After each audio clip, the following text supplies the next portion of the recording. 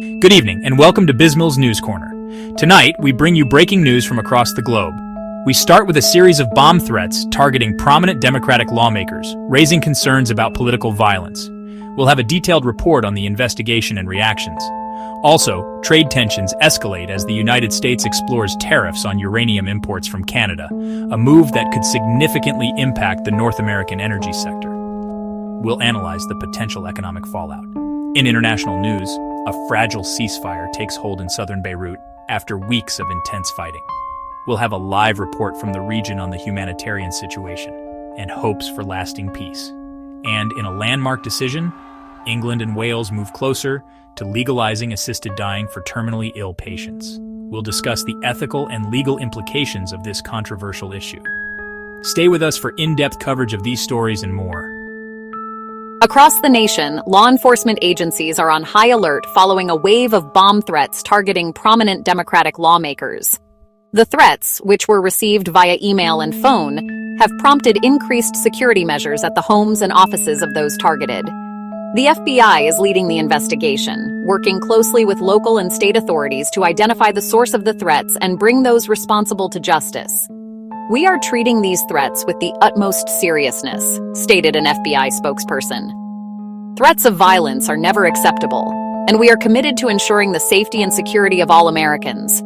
The targeted lawmakers have responded with a mixture of concern and defiance. "We will not be intimidated by these cowardly acts," declared one senator. "We will continue to do our jobs and serve the American people." The threats have sparked a national conversation about the increasingly divisive political climate and the need for greater civility and respect in public discourse.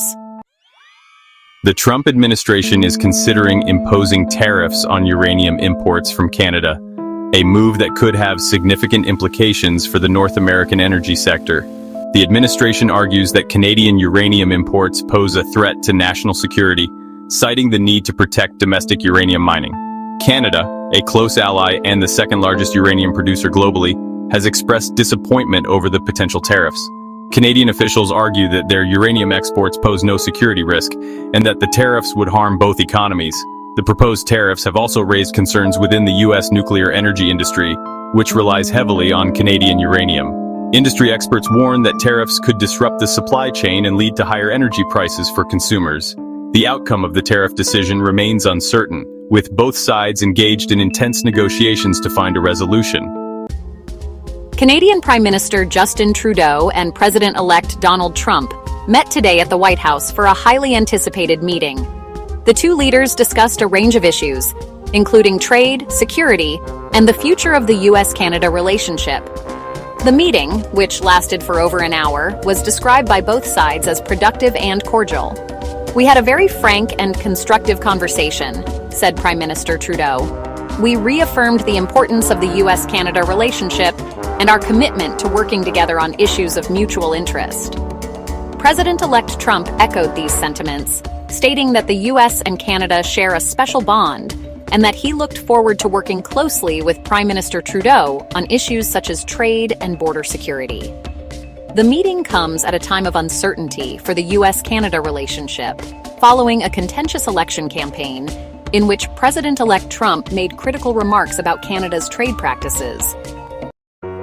A fragile ceasefire has taken hold in southern Beirut after weeks of intense fighting between government forces and rebel groups. The ceasefire, brokered by international mediators, aims to allow for the delivery of humanitarian aid to civilians trapped in the conflict zone. Residents of southern Beirut, who have endured weeks of shelling and airstrikes, have welcomed the ceasefire with cautious optimism. "We are finally able to breathe a sigh of relief," said one resident. "But we know that the situation remains fragile."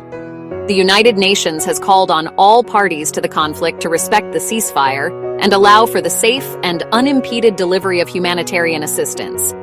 Aid agencies are standing by to deliver food, water, and medical supplies to those in need.